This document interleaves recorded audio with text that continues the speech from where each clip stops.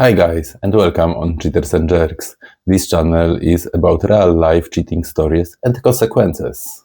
Each encounter became more daring. We moved from motel rooms to more unpredictable and exciting spots.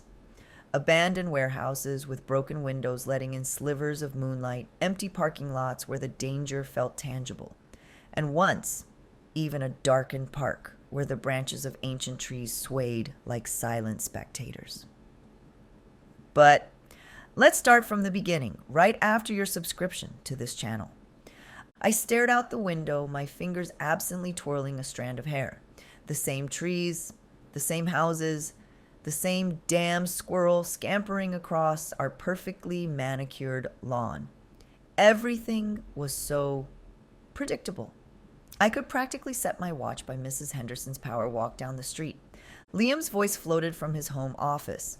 Another conference call.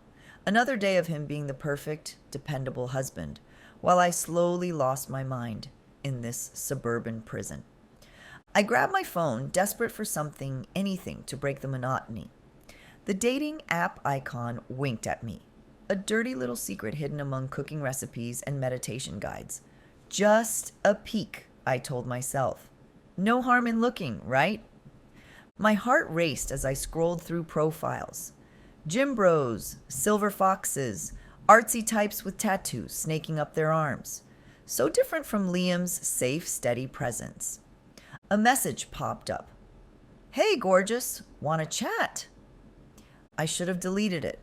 Should have tossed the phone aside and gone back to folding Liam's boring white undershirts.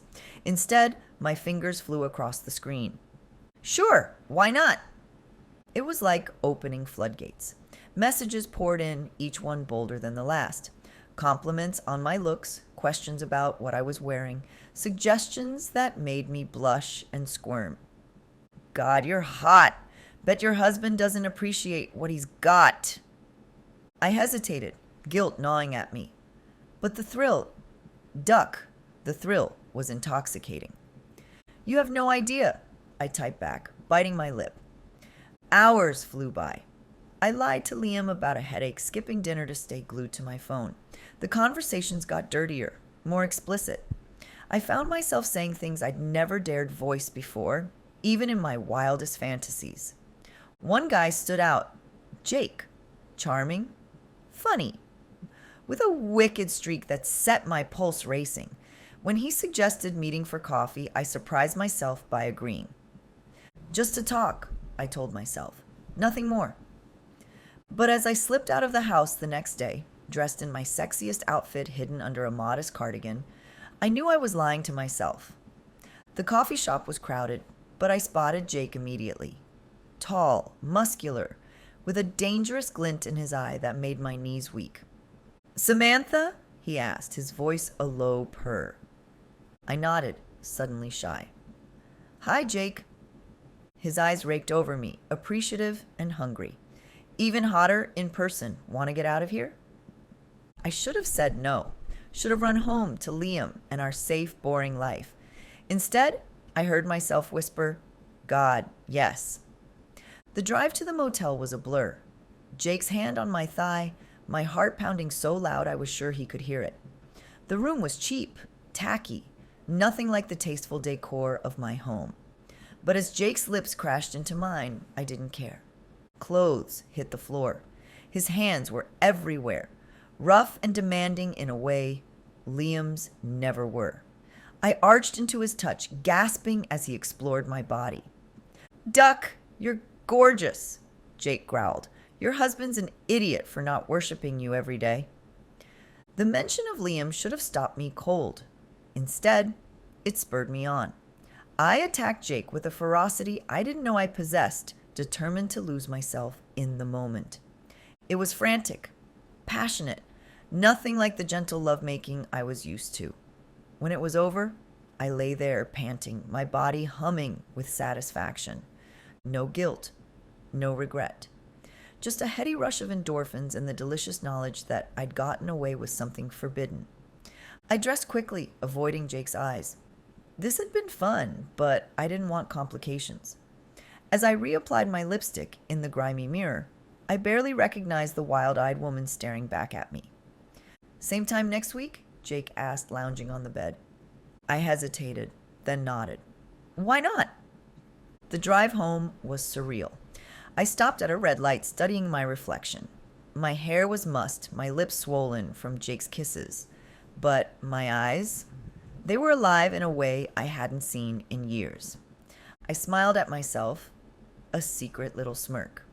For the first time in forever, I felt truly, vibrantly alive. The weeks passed in a flurry of deception and adrenaline. I found myself tangled in a web of lust and lies, each thread more intricate than the last. My phone buzzed constantly with messages from strangers, each one promising a wild escape from my ordinary life with Liam. I barely recognized the woman I was becoming, but I couldn't stop. Yoga's really doing wonders for you, Liam said one evening as I passed him in the hallway, adjusting the strap of my gym bag. His eyes flicked over me, a faint smile tugging at his lips. He seemed content, almost relieved that I was finding some sort of hobby. The irony nearly made me laugh then and there. Yeah, it's quite an experience, I replied, forcing a smile before heading out the door. Each encounter became more daring. We moved from motel rooms to more unpredictable and exciting spots. Abandoned warehouses with broken windows letting in slivers of moonlight, empty parking lots where the danger felt tangible, and once, even a darkened park where the branches of ancient trees swayed like silent spectators. One night, I received an unexpected message. Ever tried an amusement park at night? The mere thought sent a shiver down my spine. The idea was thrilling, intoxicating. I hesitated, a smile spreading across my face as my fingers danced over the screen, typing my response. I'm in. The park was deserted, its carnival lights long dead. I clutched my coat tightly around me, the damp night air alive with the scent of rain and rust. As I neared the entrance, a group of men emerged from the shadows, their eyes glinting with eager anticipation. One of them, tall and lean with tattoos snaking up his arms, stepped forward. Glad you could make it, he murmured, his voice low and electrifying. I dropped my coat, exposing the scanty lingerie I had chosen specifically for the night. Their gazes hungrily traced the lines of my figure, making my heart race. They surrounded me, hands exploring, breaths mingling with mine. The thrill, the rush, it was overwhelming. I surrendered to the sensations, letting the world slip away. Reality blurred, replaced by pure, unadulterated pleasure. Back at home, my life with Liam grew more distant. His questions became routine, his presence a mere backdrop to my newfound existence. He'd talk about his work, about projects and colleagues, but his words barely registered. My thoughts drifted back to those forbidden encounters, each one more intense than the last. My lies to Liam flowed effortlessly. I claimed to stay late at yoga classes, even booking nights away from home under the pretense of attending retreats. The thrill of deception added another layer to my double life, making me feel powerful, untouchable. But somewhere beneath that surface, a tiny voice whispered warnings. It reminded me of what I was risking, of the life I was slowly tearing apart. Yet, I silenced it with another text, another clandestine rendezvous. One night, as I lay in bed, my phone buzzed. I glanced at Liam, his peaceful face illuminated by the faint glow of the screen. I slipped out of bed, creeping to the bathroom, and read the message. Amusement park, tomorrow night, 10 p.m., usual spot. Without a second thought, I typed my reply. I'll be there. I stared at my reflection in the mirror, the person looking back a stranger. Still, the excitement bubbled within me, pushing any guilt or remorse far away. I turned off the bathroom light, set my phone on silent, and climbed back into bed. Liam shifted slightly, his arm draping over me without waking. I lay there, planning my next move, anticipation thrumming through every fiber of my being. The next day, I feigned enthusiasm for another yoga retreat. Liam offered to drive me, but I quickly declined, making some excuse about meeting friends for dinner first. He seemed a bit hurt, but I brushed it off, focusing instead on the night ahead. As the hour approached, I could barely contain myself. I slipped out of the house, heart pounding, and drove to the designated meeting spot. The thrill of what awaited consumed me, leaving no room for anything else. I stepped out of my car, the gravel crunching beneath my feet as I made my way towards the abandoned amusement park. The moon cast an eerie glow over the rusty rides and overgrown pathways. My heart raced with anticipation, a mix of fear and excitement coursing through my veins. I'd found this place through a secretive online group dedicated to extreme thrills. The idea of an anonymous encounter in such a forbidden location had consumed my thoughts for days. As I approached the entrance, I could hear muffled voices and see shadowy figures moving in the darkness. "You made it!" a deep voice called out. A tall man with a scruffy beard emerged from behind a dilapidated ticket booth. "I'm Alex. We've been waiting for you." I swallowed hard, my mouth suddenly dry. "I'm Sarah," I lied, not ready to give my real name. Alex grinned, his teeth gleaming in the moonlight. "Follow me. The others are already getting started." We walked deeper into the park, passing silent roller coasters and empty game booths. The air was thick with the scent of rust and decay. As we rounded a corner, I saw them. A group of about 8 people, men and women, partially clothed and engaged in various acts of passion. "Welcome to the party," Alex said, his hand sliding down my back. I hesitated for a moment, but the primal energy of the scene before me was intoxicating. Without a word, I stepped forward, allowing myself to be enveloped by the group. Hands reached out, caressing and exploring. I felt lips on my neck, fingers fumbling with the buttons of my blouse. The abandoned amusement park was alive in ways I hadn't imagined. The scent of rusted metal and damp earth filled my nostrils, mingling with the sharper tang of sweat and fun. I was surrounded by strangers, their bodies pressed close, their hands gripping me like I was an object to be shared. The carousel creaked in the distance, its motionless horses staring blankly as the scene unfolded. My breath hitched as the adrenaline coursed through my veins. There was no thought of Liam, of my life outside this moment, only the raw sensation of losing myself completely. I felt powerful, desired, untouchable. Then came the sound of footsteps, heavy and purposeful, cutting through the night like a knife. I barely had time to look up before a voice, sharp and guttural, roared above the din. "Samantha! What the duck is this?"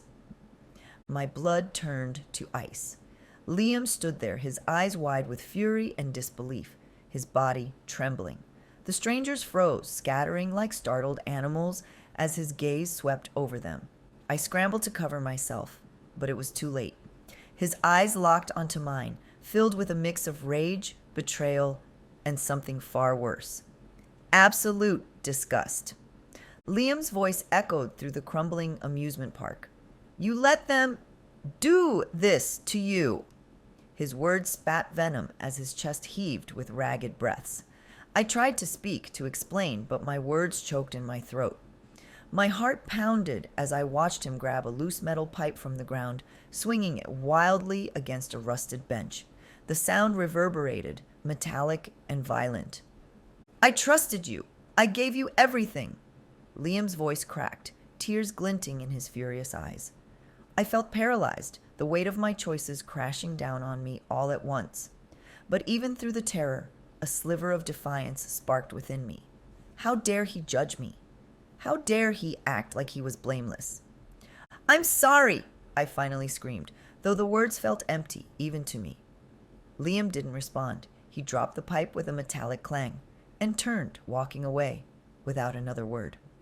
I was left standing there, exposed and alone, my shame palpable in the cold night air.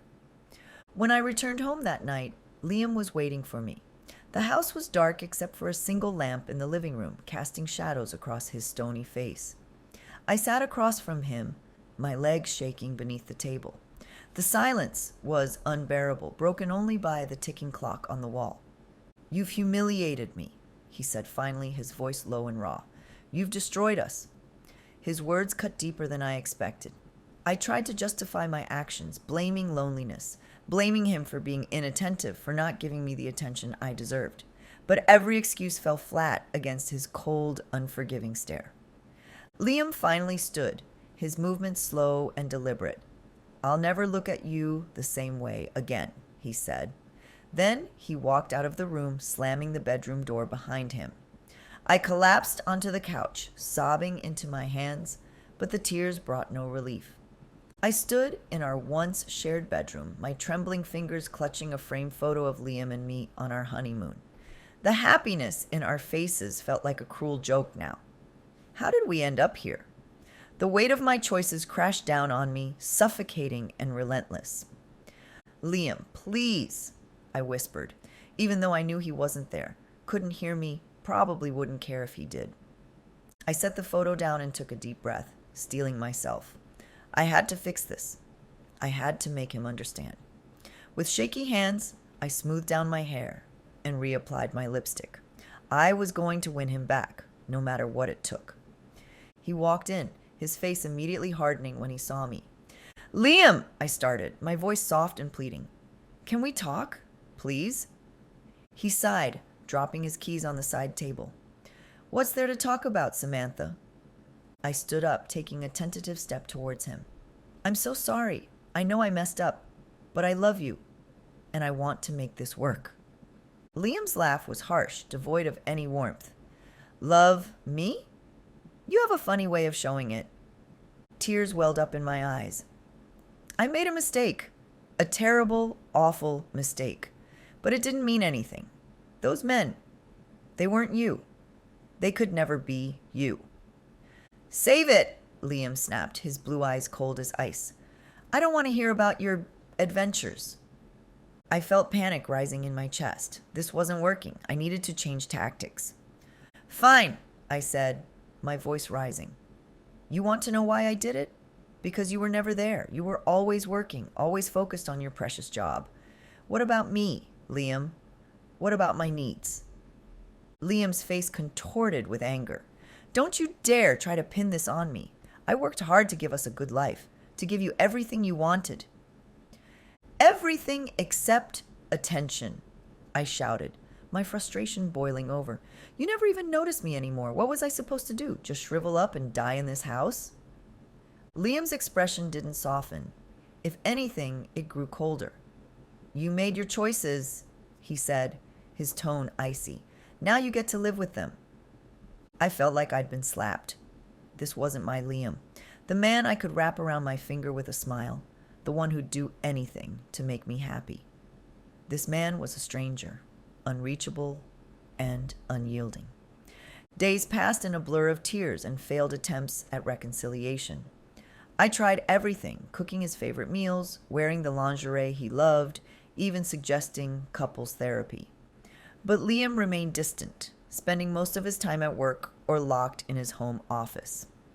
One gray morning, I was half asleep on the couch when I heard the mail slot click. My heart sank as I saw the official-looking envelope on the floor. With trembling hands, I tore it open, my vision blurring as I read the words. Dissolution of marriage. Irreconcilable differences. A scream tore from my throat as I ripped the papers in half, then again and again until they were nothing but confetti on the floor. I sank down, clutching the shreds in my fists as sobs racked my body. No, no, no, this couldn't be happening. He couldn't just throw away our life together like this. I scrambled for my phone, dialing Liam's number with shaking fingers. It rang once, twice, 3 times before he picked up. "What is it, Samantha?" His voice was tired, resigned. "Please," I choked out between sobs. "Please don't do this. We can fix it. I'll change. I'll do anything. Just don't leave me." There was a long pause, and for a moment I dared to hope. But when Liam spoke again, his voice was steady and unyielding. "It's over, Samantha. I've already filed." The phone slipped from my fingers as I curled into myself on the floor, my world crumbling around me. The next few weeks passed in a haze of lawyer meetings and negotiations. I barely ate, barely slept. Every time I closed my eyes, I saw Liam's face. Not the cold, distant one I'd come to know recently, but the loving, gentle one I'd fallen in love with. The one I'd betrayed. The day of the court hearing arrived all too soon. I stood in front of the mirror, adjusting my conservative black dress and trying to tame my hair into something presentable. The woman staring back at me looked hollow, haunted. I barely recognized myself. The courtroom was intimidating, all polished wood and stern faces. I sat stiffly in my chair, my lawyer whispering last-minute advice in my ear. Across the room, Liam sat with his own lawyer, his face an unreadable mask. I wanted to run to him, to shake him, to make him remember all the good times we'd had. But the sharp rap of the judge's gavel silenced any thoughts of that.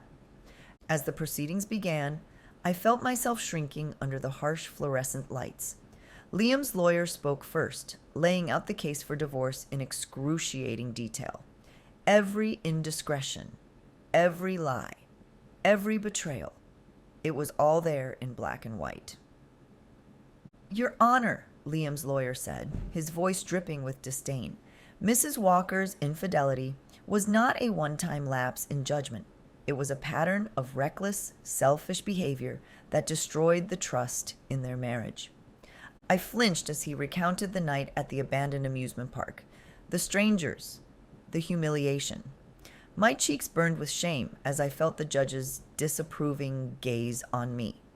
When it was my turn to speak, I tried to explain myself, to paint my actions as a cry for help in a loveless marriage. But the words felt hollow, even to my own ears. I was lonely, I stammered, my voice barely above a whisper. Liam was always working, and I felt invisible. I know it doesn't excuse what I did, but I never meant to hurt him. I love him. I glanced at Liam, hoping to see some softening in his expression, but his eyes were fixed on some point in the distance, as if he couldn't bear to look at me. The judge's ruling was swift and merciless. Liam would keep the house, the majority of our assets, and primary custody of our dog, Max. I was left with my car and a small monthly stipend that would barely cover rent on a cheap apartment. As we filed out of the courtroom, I caught Liam's arm. "Please," I whispered, one last desperate attempt. "Can't we try to work this out?" Liam gently but firmly removed my hand. "Goodbye, Samantha," he said, and walked away without looking back. I stood there, frozen, as the reality of my new life crashed down around me. I was alone. Truly, utterly alone. Hey everyone! If you found this story gripping and want more jaw-dropping tales, don't forget to hit like and subscribe. Turn on notifications so you're always in the loop. Always in the loop. Always in the loop.